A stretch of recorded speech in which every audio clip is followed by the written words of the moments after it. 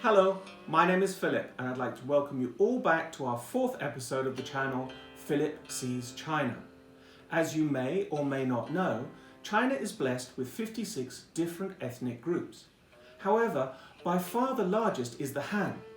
Following the Qin dynasty, the Han dynasty is considered to be one of the golden ages in Chinese history and lasted from 206 BC to 220 AD.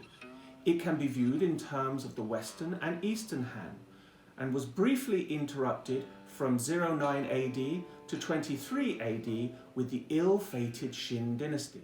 The Han dynasty's influence upon aspects of Chinese culture, not least state-sponsored Confucianism in education and court politics, continued in subsequent dynasties until the end of the Qin dynasty in 1911.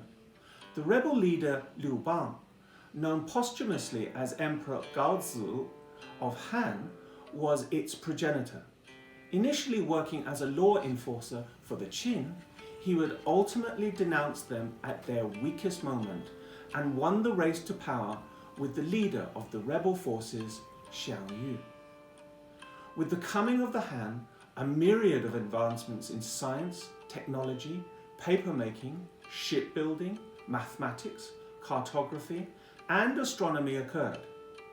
After several decades of conflict with the Xiongnu ethnic nomads, the victorious Han fully opened the fabled Silk Road, releasing its full economic potential. As there are many idioms and proverbs that come from this era, I imagine we'll be coming back to this important time in the near future. Which leads me into introducing another Chinese idiom, 一丘之貉, or Racoon Dogs of the Same Lair. What does this mean? This idiom derogatorily refers to people who are of the same kind. In the Han dynasty, there was an official named Yang Yun, who was both capable and honest. When mentioning the assassination of a king in a small state, he said, if a king refuses to follow the advice of a wise minister, he will suffer an untimely death. Indeed, the emperor of the previous Qin dynasty trusted treacherous ministers and in doing so lost his state. Yang Yun compares kings and emperors to raccoon dogs living on the same mountain. Now, does 一丘之貉have any similar meaning idioms in English? Well, a proverb that comes to my mind is birds of a feather flock together. This proverb is at least over 470 years old. It was in use as far back as the mid-16th century. William Turner is said to have used a version of this expression in The Rescuing of Romish Fox.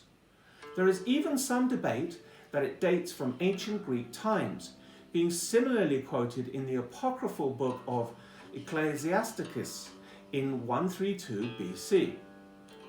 We hope you're enjoying our introduction to Chinese idioms. There's lots more to come. As always, if you have any questions, please leave a comment. And before we let you go, could you please consider giving us a like and subscribe below. Until next time then, 树能生巧. Practice makes perfect.